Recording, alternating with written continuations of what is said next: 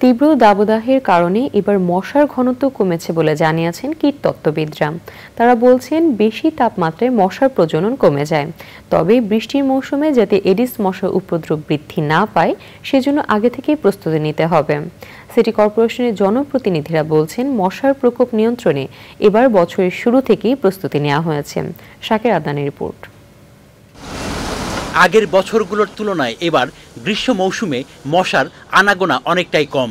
গরমের কারণে মশা কমছে আর কি। এমনি সময় এদিকে আসাই যায় না, মশার লাগে আসাই যায় না। আগে এখানে মশাটা অনেক কঠিন হইতো, অনেক মশা ছিল। এখন গরম আসার কারণে এখন মশাটা ওইরকম নাই।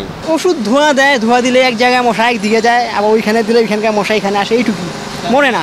সিটি কর্পোরেশনের জনপ্রতিনিধিরা দাবি করেছেন একদিকে দাবদাহ, অন্যদিকে মশা নিয়ন্ত্রণে ব্যবস্থা নেওয়ায় কমেছে উপদ্রব। দুই বাড়ির মাঝখানে যে খালি স্পেস থাকে এখানে কিন্তু আমাদের কর্পোরেশনের পরিষ্কার করার দায়িত্ব না।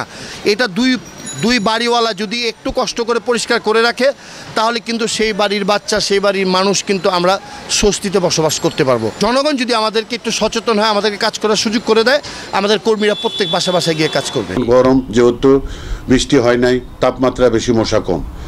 এই বৃষ্টি হওয়ার পর বোঝা যাবে যে আমাদের এটা কি সফলতাটা কি। বিশেষজ্ঞরা বলছেন মশার বংশ বিস্তারে 25 থেকে 35 ডিগ্রি সেলসিয়াস উপযুক্ত তাপমাত্রা। এর বেশি হলে প্রজনন বাধাগ্রস্ত হয়।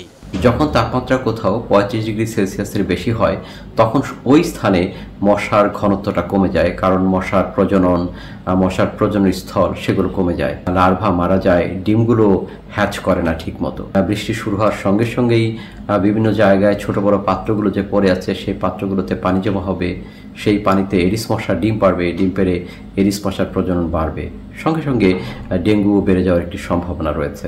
শুধু বর্ষা মৌসুম নয়, মশা নিয়ন্ত্রণে বছর জুড়ে কার্যকর পদক্ষেপ নেয়ার দাবি জানিয়েছে নগরবাসী। শাকের আদনান, চ্যানেল আই, ঢাকা। বিকাশে কম খরচে ক্যাশ আউটের লিমিট বেড়ে 50,000, প্রিয় এজেন্টও 2টা।